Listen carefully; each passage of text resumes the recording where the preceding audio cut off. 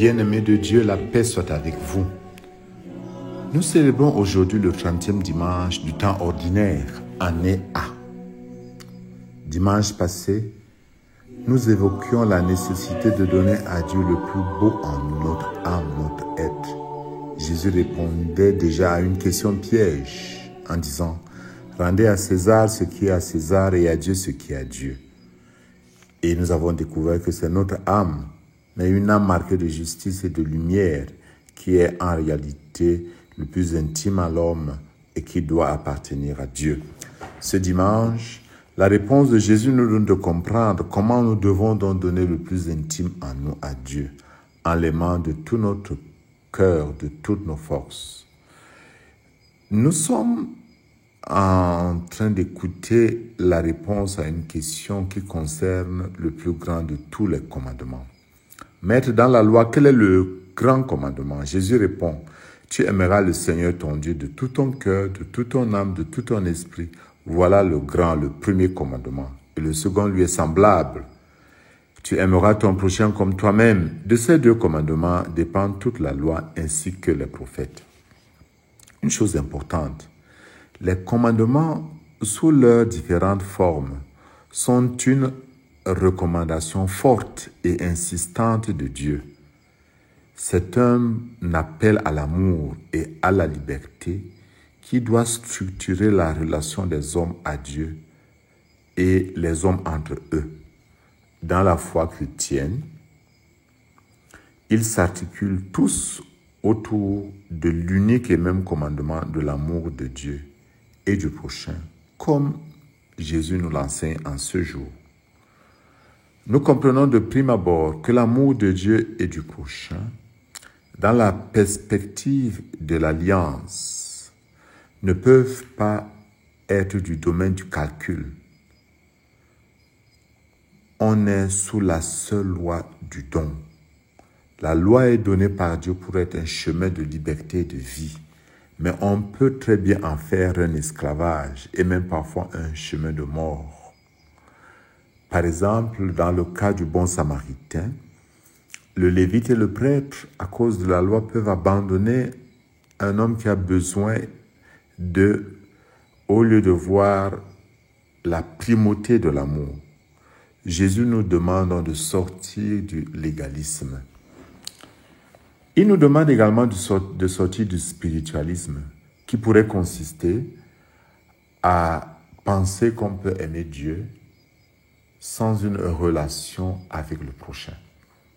C'est clair, la communion horizontale est la conséquence de la communion verticale. La communion avec Dieu s'ouvre directement à la communion avec le prochain. Moi qui suis désireux de l'amour de Dieu, je ne peux qu'être en relation avec l'autre qui est habité par le même désir. Comment aimer Dieu de tout son cœur? Dieu le premier nous aime.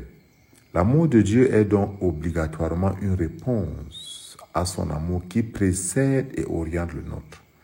Aimer Dieu, c'est donc répondre à sa demande d'amitié par l'alliance qu'il nous propose.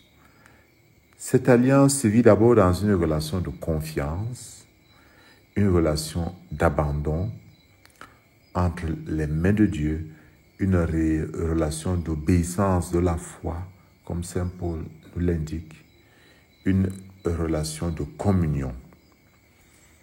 De la deuxième lecture, nous comprenons qu'il est important, comme les Thessaloniciens, de savoir accueillir l'amour de Dieu, d'imiter le Seigneur en accueillant sa parole au milieu de bien des épreuves, habité et transformé par la joie de l'Esprit Saint. Aimer Dieu de tout son cœur signifie également, comme Saint Paul l'indique, se détourner des idoles, se tourner vers Dieu. Vous êtes convertis à Dieu, dit Saint Paul. Un peu comme le Verbe était tourné vers Dieu. Aimer Dieu de tout son cœur signifie se détacher de ce qui m'éloigne de Dieu. Et ce qui m'éloigne de Dieu, ce sont les idoles, qui peuvent être des faux dieux, mais ça peut aussi être une fausse conception de Dieu. Aimer Dieu de tout mon cœur signifie avoir soif de Dieu, le désirer, comme les psaumes nous l'enseignent, aussi bien le psaume 41 que le psaume 62. Comme un cerf altéré cherche l'eau vive, ainsi mon âme te cherche, toi mon Dieu. Aimer Dieu de tout son cœur signifie également reconnaître ce que Dieu réalise de merveilleux dans ma vie et savoir le lui dire. Le psaume de ce jour nous l'indique clairement. Louange à Dieu. Quand je fais appel au Seigneur, je suis sauvé de tous mes ennemis. Lui m'a dégagé, mis au large, il m'a libéré, car il m'aime. Oui, la relation avec Dieu se célèbre dans la prière. Et cette prière est avant toute autre chose, action de grâce, louange, qui libère mes énergies intérieures et me donne d'avoir une relation lumineuse avec le Seigneur. Cela n'empêche pas du tout des demandes et toute autre chose, mais c'est d'abord louange et action de grâce. Mais tout ceci se fonde sur quoi?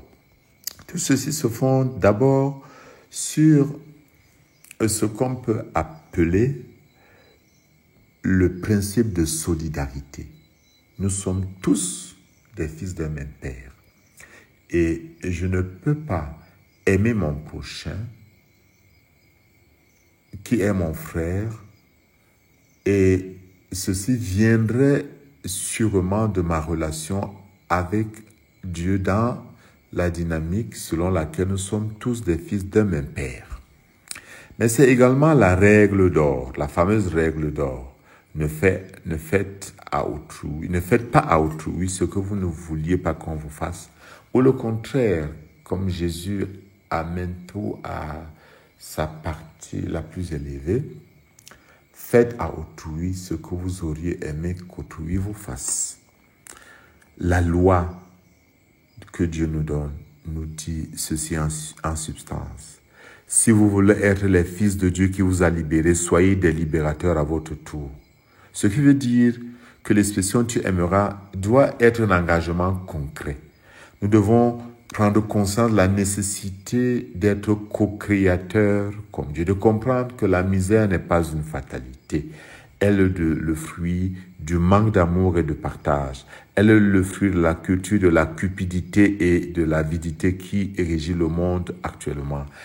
La misère est le fruit de l'égoïsme qui détruit l'image de Dieu en nous.